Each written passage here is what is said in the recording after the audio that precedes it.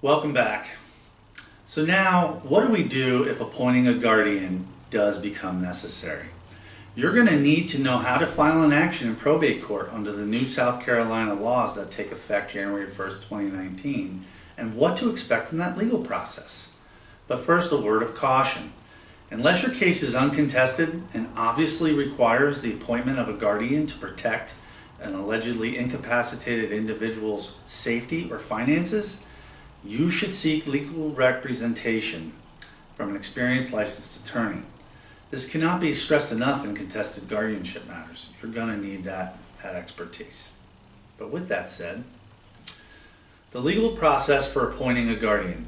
In South Carolina, the probate court has exclusive original jurisdiction over all subject matter related to guardianship proceedings. What does that mean? That means you have to file your guardianship action in probate court. That is the one and only appropriate court to file it in. The venue for guardianship proceedings is in the place where the AII resides or is present, or if this individual is admitted to an institution through a court order, venue is also in the county in which that court sits. There is also a financial commitment here. So before you file a guardianship action, you have to understand the finances that are involved. Under Section 625105 of the new probate code, a petitioner is personally responsible for his or her own attorney's fees and expenses of the action. The court may issue an order altering this, but you should not rely on such a court order. And those expenses can include filing fees, fees for the respondent's attorney, the guardian ad litem's fees, medical examiner fees, and costs of a court reporter. Now, if you decide a guardianship action is necessary, then you're going to need to prepare a summons and petition. There are approved court forms, a summons and petition for appointment of a guardian, or in some cases, a summons and petition for appointment of a guardian and conservator.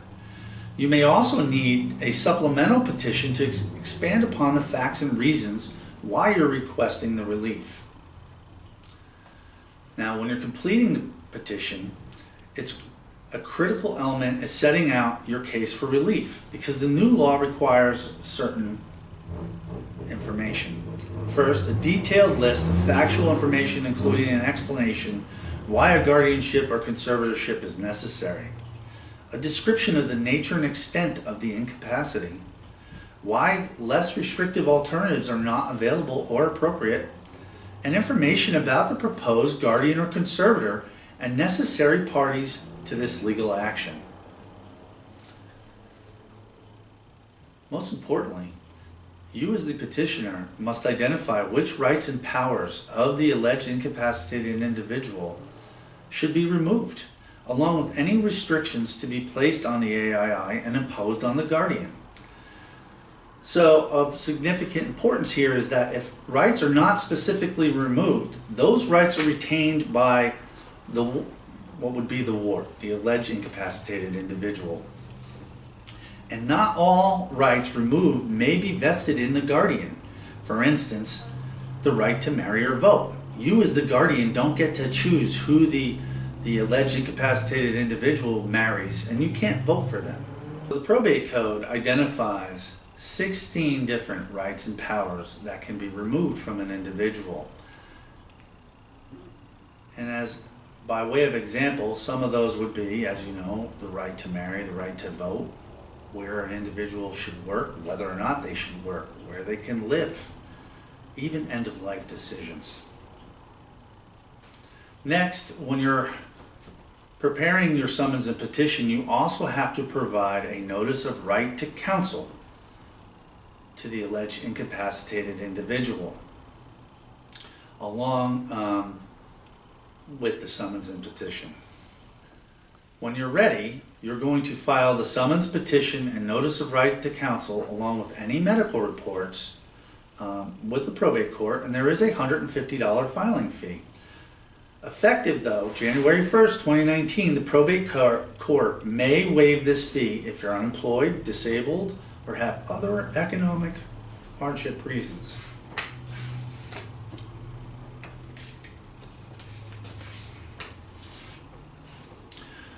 Once you have filed your pleadings, you're required to serve the respondent, also known as the alleged incapacitated individual, with the summons, petition, and notice of right to counsel, along with any affidavits or medical reports, and any co-respondents with the summons, petitions, and any affidavits or medical reports.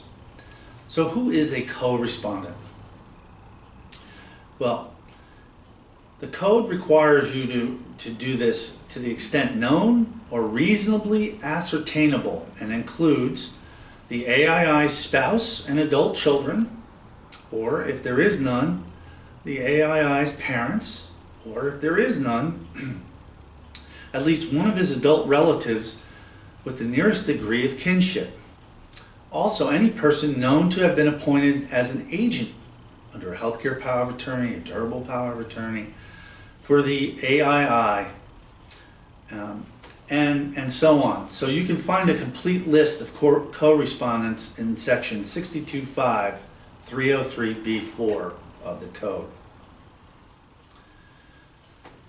Now, once you have filed this action and served the parties, the probate court is going to make appointments. First will be the attorney for the AII. Once the probate court has received proof of service, an attorney to represent the AII who advocates for their expressed wishes of that person will be appointed if no attorney has filed a notice of appearance within 15 days of your filing a proof of service, and appointment of a guardian ad litem within 30 days of the proof of service. And the guardian ad litem is tasked with conducting an independent investigation to advocate for the best interests of the AII, regardless of their wishes and desires. Essentially, the guardian ad litem is the eyes and ears of the court. And finally, the probate court will appoint a doctor within 30 days with proof of service. Now, the statute requires the doctor to complete a notarized report setting forth an evaluation of the condition of the AII. This is the most critical piece of evidence in a guardianship and conservatorship action, because the report itemizes the areas of life that the AII can no longer have the capacity to handle and manage.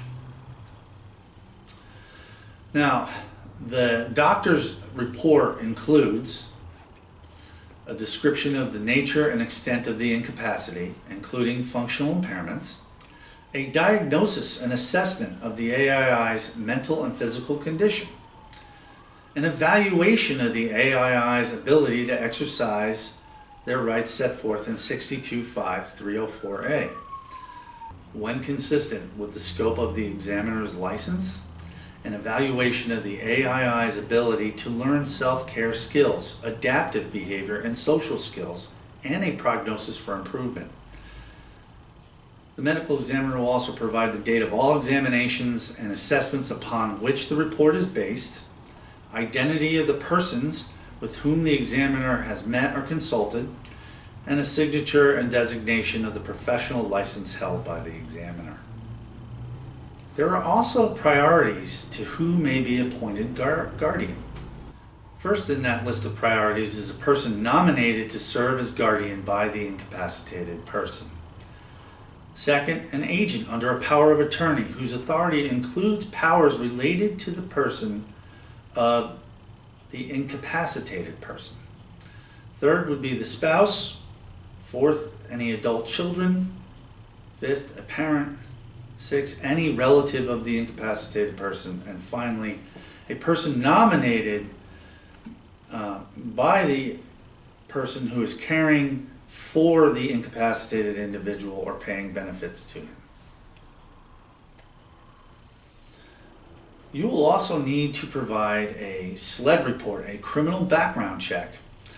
This must be filed and conducted from the state in which the proposed guardian resides. And once that's received, the court is going to review those documents and note any questionable items such as arrests. In the state of South Carolina, a SLED criminal background check costs about $25. Now, at the hearing, If an agreement cannot be reached by the parties, a final hearing is going to be scheduled.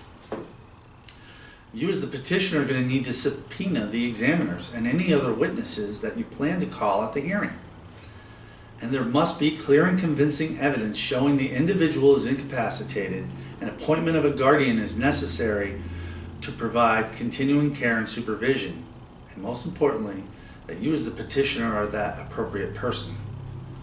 I also would like to direct your attention that the new statute requires the probate court to encourage maximum self-reliance and independence of the incapacitated individual and issue orders only to the extent necessitated by the incapacity of that individual. So they're going to limit the orders. Moving forward, pretty much any order issued from the probate court in the state of South Carolina is going to be a limited order. Now, once appointed, a guardian is going to have similar powers, rights, and duties over the now ward, all right, because they've been deemed mentally incapacitated or physically incapacitated, and will have similar powers to that of a parent over a child. So what would those powers and duties possibly include? Advocating for the ward's best interests, determining and monitoring the ward's residents, whether or not the ward's needs are being met, and encouraging independence and advocating for the ward to live in the least restrictive setting appropriate to his or her needs. And finally, the guardian is required to annually report to the court about the guardianship status each year.